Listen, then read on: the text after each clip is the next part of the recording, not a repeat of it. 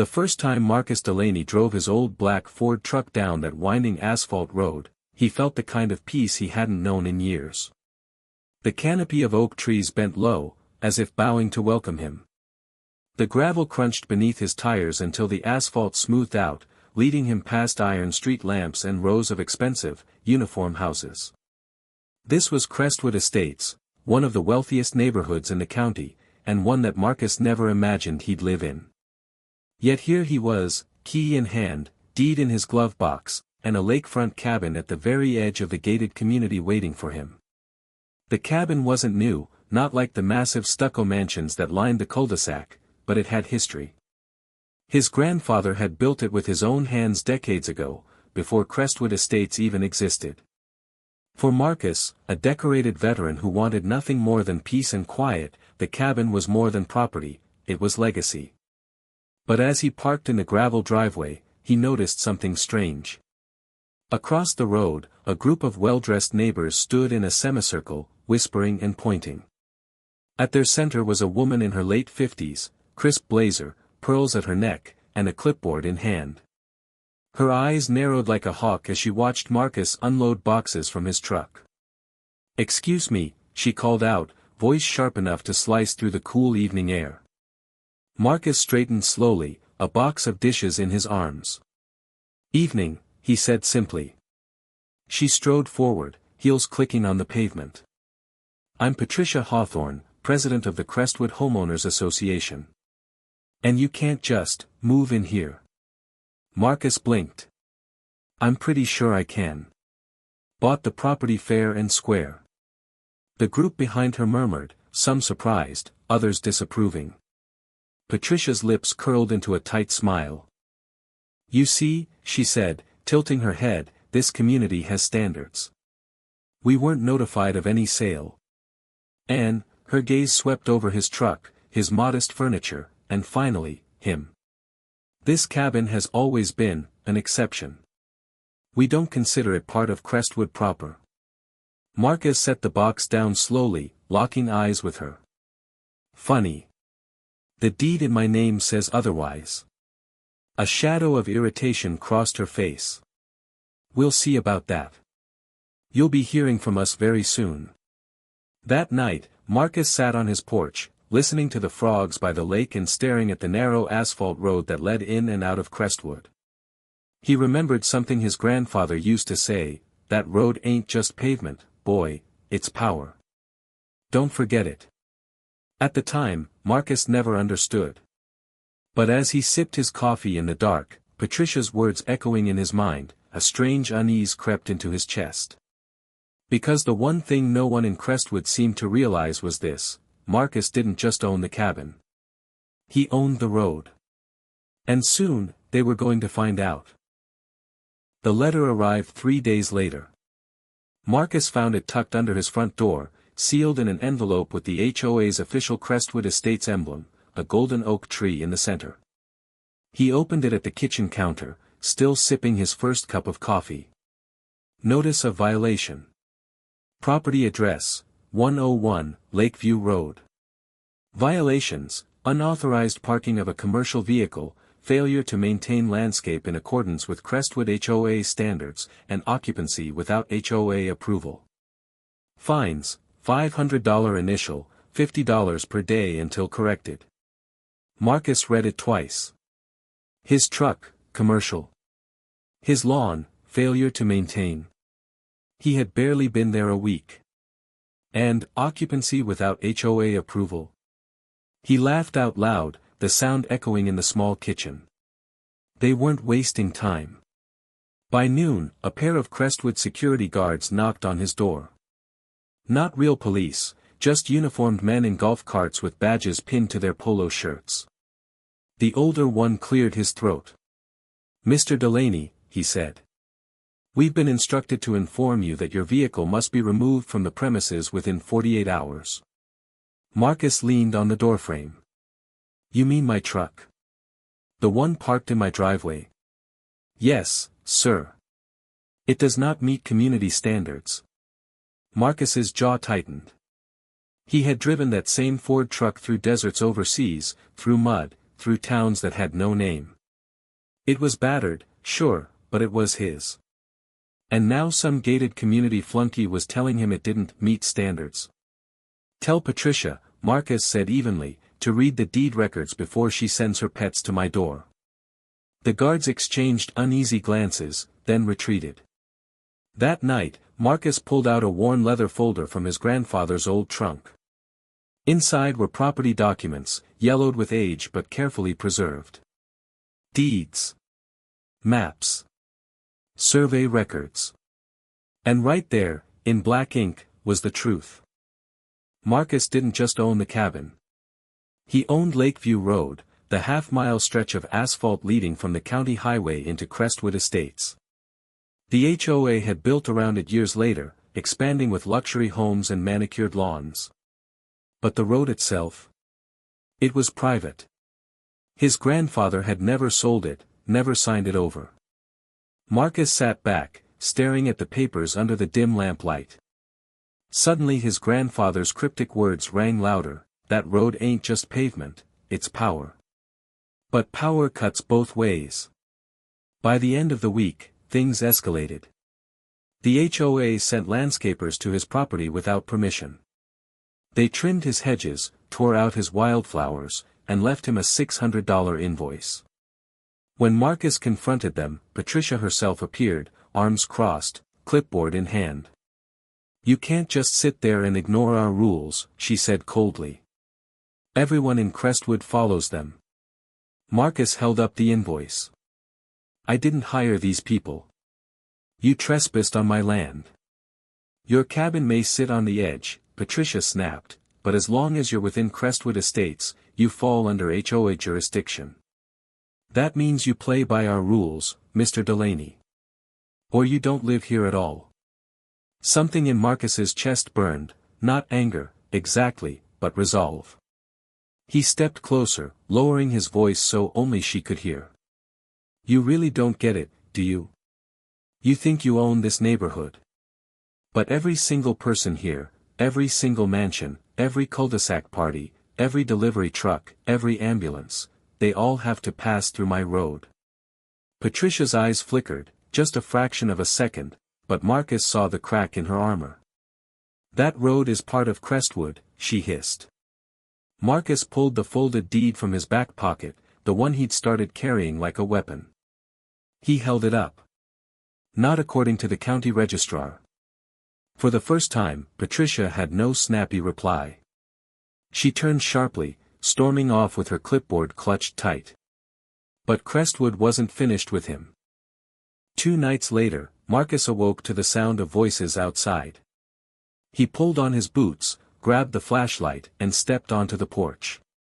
Across the road, 3 neighbors stood in the dark, whispering and pointing at his cabin. A 4th man was down on one knee, hammering a stake into the ground. Marcus walked across the gravel. "What's going on here?" The man with the hammer looked up. "We're marking property lines. HOA vote decided this cabin isn't technically part of Crestwood." Marcus shined the flashlight on the wooden stake, where a laminated sign read, "Private HOA property, no trespassing." He let out a sharp laugh. "You're putting up signs on land that doesn't belong to you." One of the neighbors bristled. "Look, man, no offense, but Crestwood has a reputation. We don't want," he stopped, but the word hung in the air unspoken. Marcus's grip tightened on the flashlight. He knew exactly what they didn't want. "You don't want me here," he finished for him. His voice was low, steady. Silence fell. The men shifted uncomfortably, muttered excuses, and disappeared into the night. Marcus pulled the stake from the ground and snapped it in half. The next morning, he called the county clerk's office.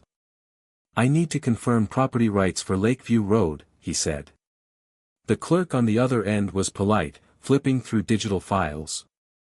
"Yes, sir, I see here, Lakeview Road is registered under Marcus Delaney. Private owner, transferred from Harold Delaney, 20 years ago. Tax records are up to date. So I control it?" Marcus asked.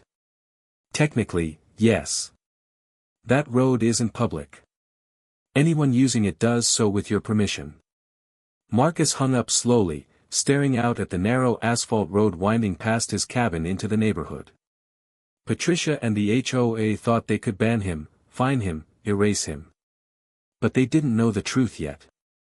And when they did, the whole neighborhood would change. The following week, the neighborhood seemed to tighten around Marcus like a noose. Everywhere he went, eyes followed. Joggers slowed down when they passed his cabin, staring as if he were some intruder who didn't belong.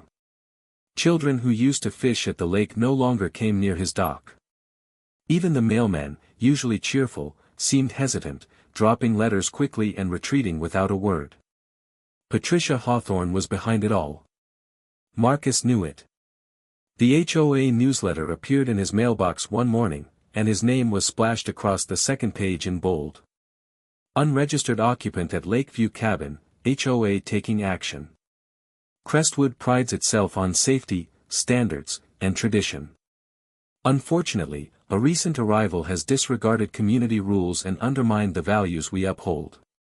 Until further notice, homeowners are encouraged to report any suspicious activity around the cabin at 101 Lakeview Road. Suspicious activity. The phrase gnawed at him. He wasn't just being isolated, he was being painted as a threat. That night, Marcus drove his truck down Lakeview Road just to clear his head. The headlights stretched across the asphalt, illuminating the tall trees that curved over the road like silent guardians. He slowed to a stop in the middle of the stretch, put the truck in park, and stepped out. He stood there, alone in the cool night air, staring at the pavement beneath his boots. This was his. His grandfather had fought to keep it. And now, decades later, it had become a weapon. The thought that kept circling in his mind was simple: what if I closed it? What if he blocked it off with a gate, or even just a chain? Every car in Crestwood, every luxury SUV, every delivery van, every gardener's truck, would be trapped. No one in, no one out, without his say-so. The power of it made his chest tighten. But Marcus wasn't reckless. He wasn't about to wage war just yet. He needed to be smart, careful, and strategic. Still, it felt good to imagine. 2 days later, the HOA pushed harder. Marcus woke to the sound of engines outside. He looked out his window and saw tow trucks parked near his driveway. 2 men in reflective vests were hooking chains to his Ford. He stormed outside. "What the hell do you think you're doing?" The driver looked up casually. "HOA order. This vehicle is being removed for non-compliance." "Non-compliance?" Marcus's voice sharpened. "That's my truck. On my land. Talk to your HOA president." The man shrugged, tightening the chain. Marcus stepped forward, jaw clenched. "Unhook it. Now." The driver hesitated, glancing at his partner.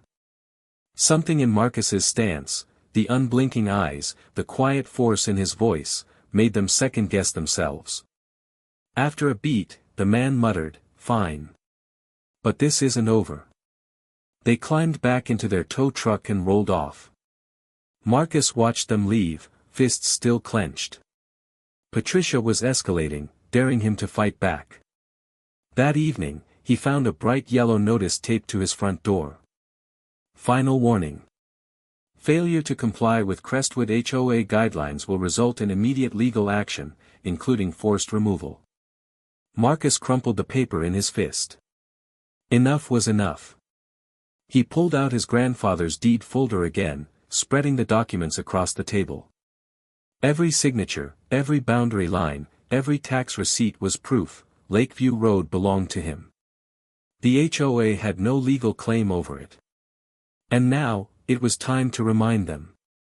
The next morning, Marcus went into town. At the hardware store, he bought 2 heavy steel posts, a length of industrial chain, and a bright red, "Private Road, No Trespassing" sign. By noon, he was back at the entrance of Lakeview Road, digging holes on either side. His shirt clung to his back with sweat, but his movements were steady, deliberate. Neighbors slowed their cars as they passed, eyes wide with disbelief. Some even stopped, rolling down their windows. "What are you doing?" one man demanded. Marcus straightened, wiping his brow. "Exercising my property rights." The man sputtered. "That road belongs to Crestwood." Marcus didn't answer, he just pointed to the deed, laminated now, clipped to a board he'd nailed into the ground. The county seal was visible, undeniable. By evening, the posts were in place. The heavy chain stretched across the entrance, padlocked tight. And in the center, the bold red sign gleamed under the setting sun. "Private road, trespassers will be prosecuted." Chaos erupted immediately. Within hours, Patricia herself arrived in her Lexus SUV, screeching to a halt before the chain. She stormed out, heels clicking angrily against the pavement. "Marcus," she shouted, her voice echoing across the trees. "You take this down right now. You're obstructing a community road." Marcus emerged from his porch, calm as ever. "It's not a community road, Patricia. It's mine. Always has been."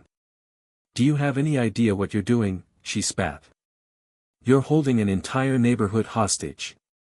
Marcus walked toward her slowly, stopping just a few feet from the chain. His voice was steady, almost quiet.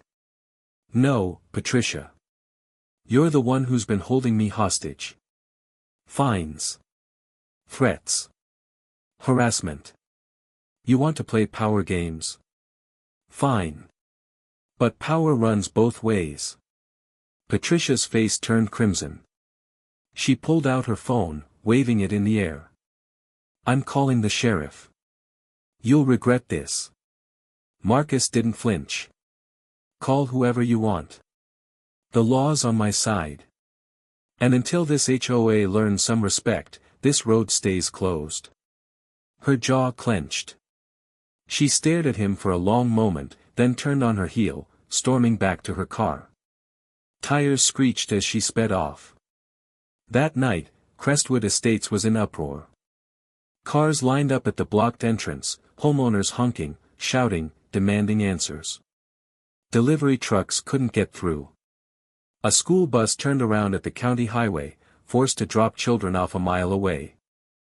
And through it all, Marcus sat on his porch, sipping coffee in the dark, watching the headlights flash like fireflies against the trees.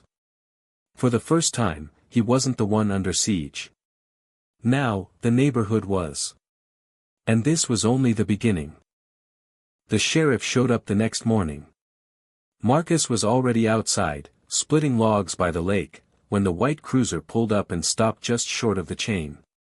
Two deputies stepped out, one older, broad-shouldered, his badge glinting in the sunlight, the other younger, nervous, glancing around like he wasn't sure what he'd walked into. "Mr. Delaney," the older deputy called. Marcus set the axe down carefully, wiping sweat from his brow. "That's me."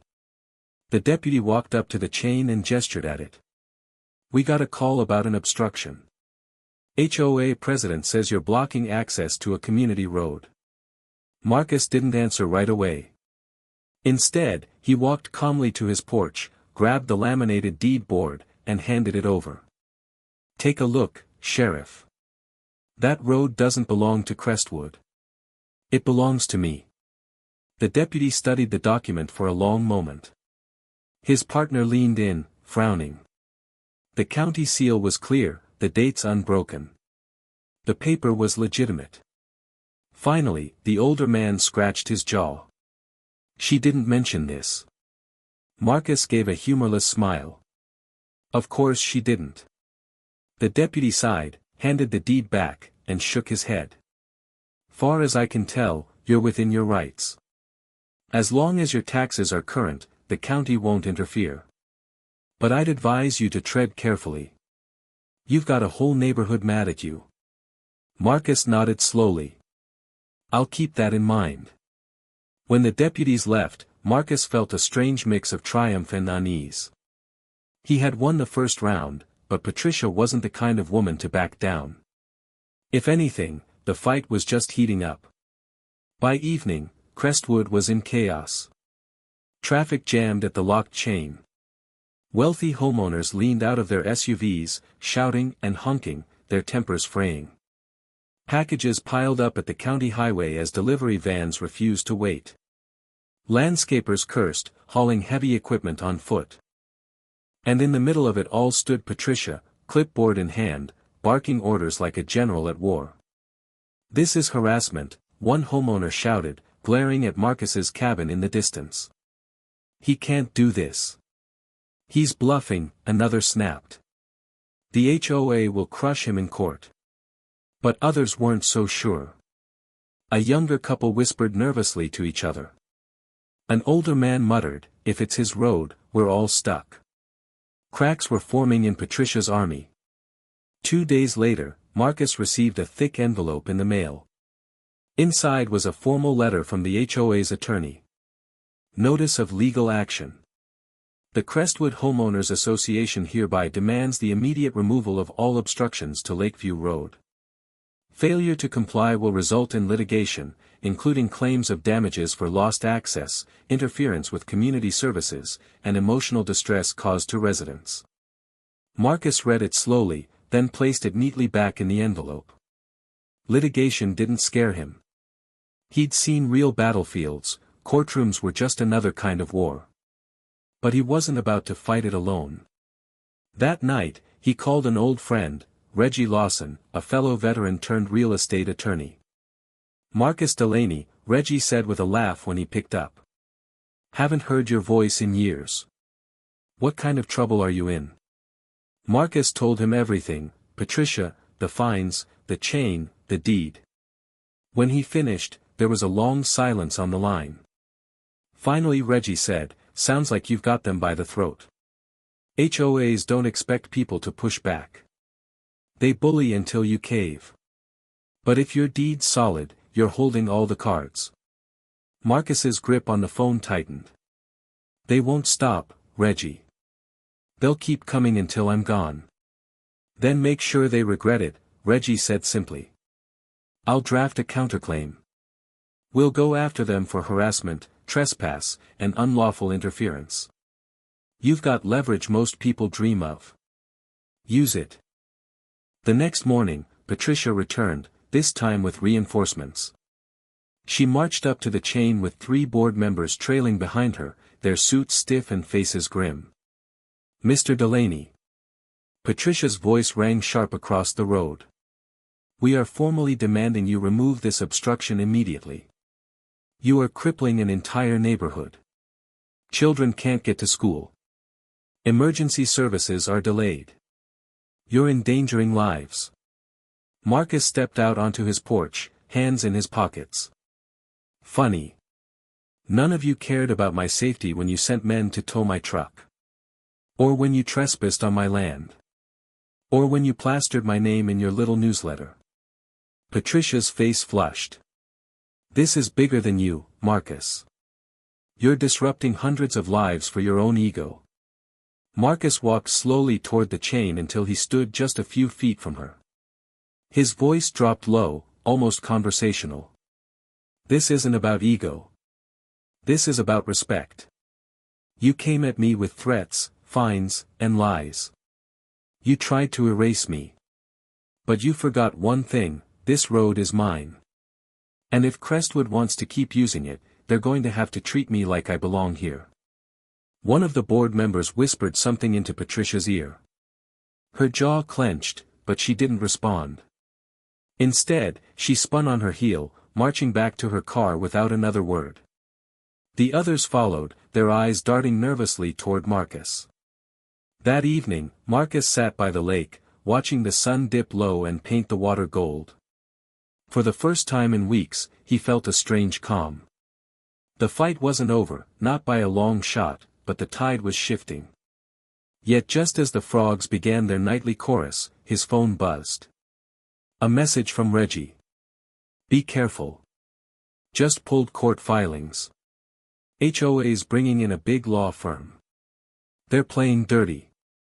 Don't let your guard down." Marcus stared at the glowing screen. His chest tightened. He knew Patricia wasn't finished. She never quit. And deep down, Marcus felt it, the battle over Lakeview Road wasn't just about property anymore. It was about pride, power, and survival. As the night deepened around him, Marcus whispered his grandfather's words to himself, like a shield, that road ain't just pavement, it's power. He'd need every ounce of it. Because the real war was just beginning. The courtroom smelled faintly of polished wood and tension. Rows of Crestwood residents filled the benches, their whispers buzzing like angry bees. Patricia Hawthorne sat at the front, pearls gleaming, her attorney whispering strategies into her ear. She looked every bit the general preparing for victory. And across from her, at the defense table, sat Marcus. Calm. Steady. Reggie Lawson at his side, stacks of documents neatly arranged before them. The judge entered. Court is now in session. Patricia's attorney was the first to speak. A tall, sharp-faced man in an expensive suit, his voice carried confidence as he painted Marcus as a villain. Your Honor, this man has unlawfully obstructed access to Crestwood Estates. He has endangered families, delayed emergency services, and caused significant financial losses to the community. We demand immediate removal of his blockade and damages for harm done to residents. Heads nodded in the crowd. Patricia smirked. Reggie rose slowly, buttoning his jacket. His voice was quieter, steadier. Your Honor, the facts are simple. My client owns Lakeview Road. The deed is valid, the taxes are current, and the county recognizes it as private property. The HOA has no legal authority over it. What we are dealing with is not a matter of community safety, but of harassment. The HOA has fined, trespassed, and attempted to erase Mr. Delaney's rights simply because they didn't want him here. He held up the yellow deed for the court to see. This document is older than Crestwood Estates itself. Without Mr. Delaney's road, this neighborhood wouldn't exist. A murmur spread through the benches. The judge leaned forward. I'll need to see that deed. Reggie handed it over. The judge examined it carefully, tracing the county seal with his finger. His brow furrowed. Patricia's attorney shot to his feet. Objection. This deed is outdated. Crestwood has maintained that road for decades. That constitutes community ownership. Reggie didn't flinch. Maintenance does not equal ownership. If I mow my neighbor's lawn, that doesn't make it mine. The courtroom chuckled softly. Patricia's face tightened. Outside, the battle raged too. While the court argued, Crestwood was falling into disarray. Delivery trucks refused to approach the blocked entrance. A medical emergency forced an ambulance to detour, costing precious minutes. And neighbors began to turn on each other. Some blamed Marcus. Others blamed Patricia for pushing too hard. Signs sprouted in front yards. Support the HOA, protect our community. Respect property rights, Marcus belongs here. The once pristine neighborhood was now divided by homemade banners and simmering resentment. Back in court, the climax built. Patricia took the stand herself. She spoke with dramatic flair, her voice trembling as she described children walking long distances, elderly residents trapped, a community under siege. We are victims of one man's selfishness, she declared, her eyes glistening. Crestwood cannot function like this. Reggie waited until she finished, then approached calmly.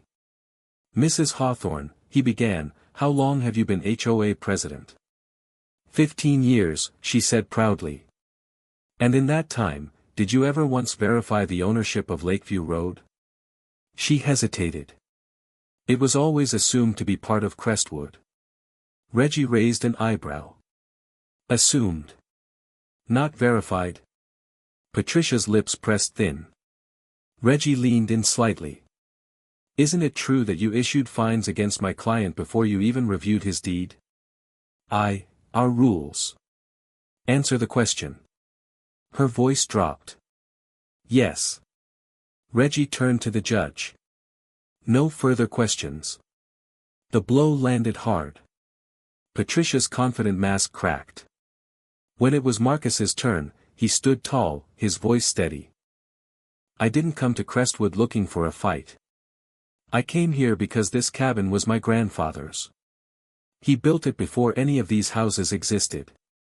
He told me once, that road ain't just pavement, it's power. I didn't understand then. But I do now. All I wanted was peace. But from the day I arrived, I was treated like I didn't belong. Fines. Threats. Harassment. Not because I broke rules, but because I didn't fit the picture they wanted. He turned, looking directly at Patricia. This was never about property. It was about control. And I won't let anyone erase what my family built. Silence hung heavy. Even the judge leaned back, thoughtful. When the ruling came, it was swift. The deed is valid. Lakeview Road remains the private property of Mr. Delaney. The HOA has no authority to fine, obstruct, or harass him further. Any such attempts will result in legal penalties. Case dismissed. The gavel struck like thunder. The courtroom erupted. Some residents gasped in outrage. Others whispered with relief. Patricia sat frozen, her face pale, her pearls trembling at her throat. Marcus didn't smile. He simply gathered his papers, nodded to Reggie, and walked out. The days that followed changed Crestwood forever. The chain came down, but not without a new addition, a small gate at the entrance, with a bold sign posted by Marcus himself. Private road, access permitted by owner. It was a reminder. A quiet warning. Neighbors who once sneered now nodded politely when they passed his cabin. Some even apologized. Others never forgave him, but their voices grew quieter. And Patricia? She resigned from the HOA within the month. Rumor had it, the humiliation was too much. Her iron grip on Crestwood had finally broken. One evening, Marcus sat on his porch, watching the sunset paint the lake in shades of fire. Reggie called, laughing through the line. You know, you could start charging tolls, he joked. Marcus chuckled. Tempting. But I don't need their money. I've got what matters. What's that? Reggie asked. Marcus looked out at the road stretching into the neighborhood, the same road his grandfather once guarded. Respect, he said quietly. The frogs sang, the trees whispered, and the road lay silent under the fading light. It wasn't just pavement. It was power. And now, finally, it was his.